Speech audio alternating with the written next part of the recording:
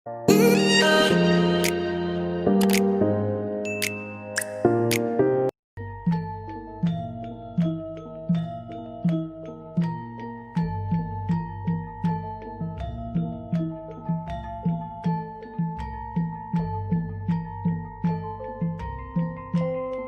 warahmatullahi wabarakatuh. Perkenalkan, nama saya Triandini. Pada kesempatan video kali ini saya akan menjelaskan tentang aksara Jawa dan kaitannya dengan Pancasila.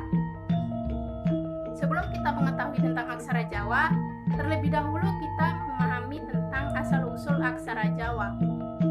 Asal-usul aksara Jawa berawal dari kisah Kerajaan Medang Kumulan yang saat itu dipimpin oleh seorang raja yang bernama Prabu Dewata Cengkar. Prabu Dewata Cengkar adalah seorang raja yang memiliki sifat yang rakus dan tamak.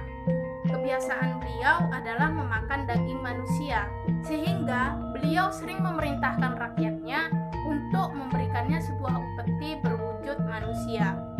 Mendengar kebiasaan sang raja, seorang pengembara ingin menghentikan kebiasaan sang raja. Pengembara tersebut bernama Aji Saka. Aji Saka adalah seorang pengembara yang memiliki dua orang abdi yang setia. Abdinya tersebut bernama Dora dan Sembadra.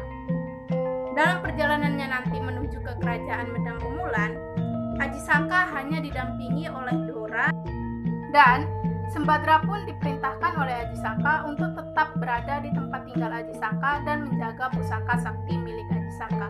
Sebelum Aji Saka berangkat, Aji Saka sempat memberikan pesan kepada Sembadra, yaitu bahwasannya tidak ada satu orang pun yang bisa mengambil pusaka sakti miliknya kecuali kepadanya. Dan Sembadra pun menjaga amanah tersebut secara dengan baik. Lalu Aji Saka berangkat bersama dengan Dora menuju ke Kerajaan Medang Kumulan. Setelah beberapa waktu mereka sampai di Kerajaan Medang Kumulan, dan Aji Saka pun langsung menemui prajurit yang sedang berjaga di depan pintu gerbang Kerajaan Medang Kumulan. Dan Aji Saka berbicara kepada prajurit tersebut bahwasannya ia bersedia menjadi santapan sang raja. Dan prajurit tersebut pun langsung menemui sang raja dan berkata bahwasannya ada seseorang yang bersedia menjadi santapannya. Dan Raja Prabu Dewata Cengkar menemui orang yang bersedia menjadi santapannya. Sebelum disantap, Aji Saka sempat memberi satu permintaan kepada sang raja, di mana permintaan itu ia meminta sebidang tanah seluas syurban yang ada di kepalanya. Lalu sang raja menyetujui persyaratan tersebut, dan Aji Saka membuka syurban yang ada di kepalanya. Seketika syurban itu mengambang dan memanjang, membuat Prabu Dewata Cengkar berjalan mundur hingga ke pinggir pantai selatan. Saat posisi Prabu Dewata Cengkar berada di pinggir pantai selatan, Aji Saka langsung mengibaskan dan melepaskan syurban yang ada di tangannya, dan membuat tubuh Prabu Dewata Cengkar terikat oleh syurban tersebut. Lalu Aji Saka mendorong tubuh Prabu Dewata Cengkar hingga ke tengah laut. Seketika tubuh Prabu Dewata Cengkar berubah menjadi seekor buaya putih. Semenjak itu Aji Sakalah yang memimpin Kerajaan Medang Kumulan.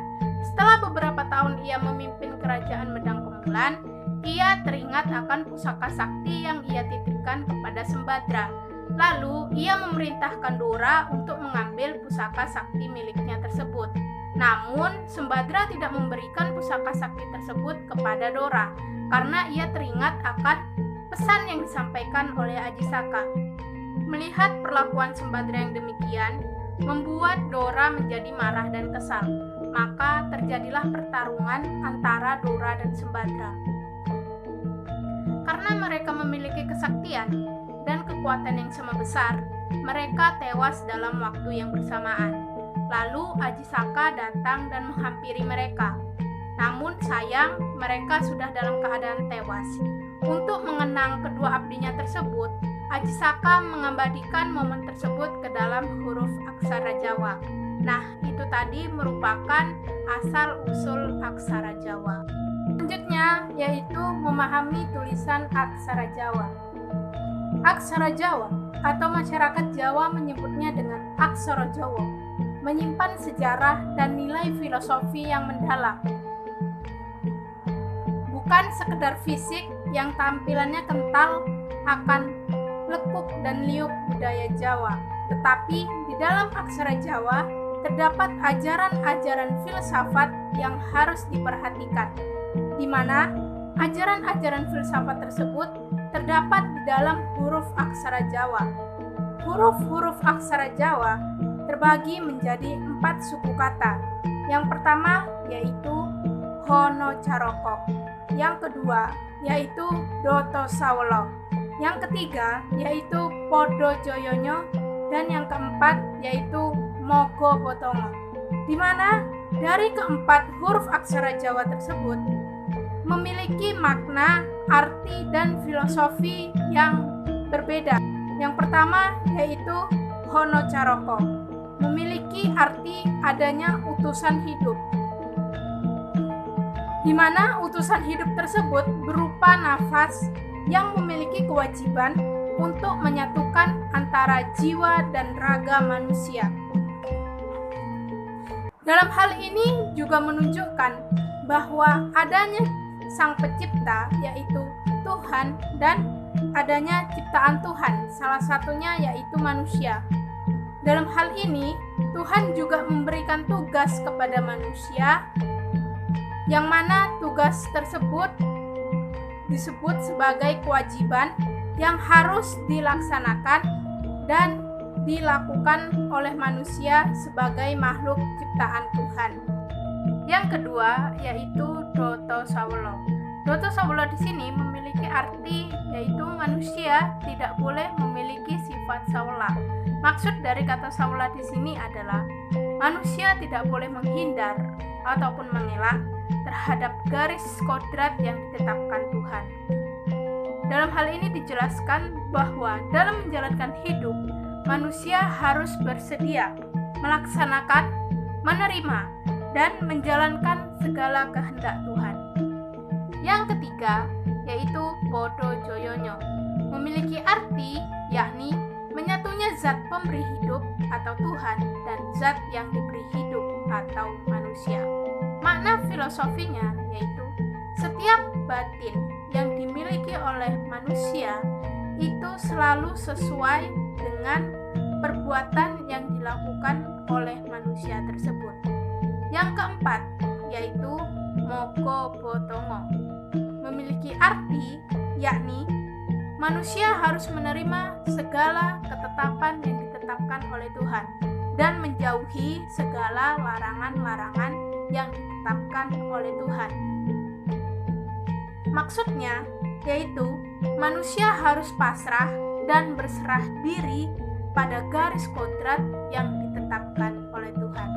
Nah, itu tadi merupakan makna dari huruf-huruf aksara Jawa.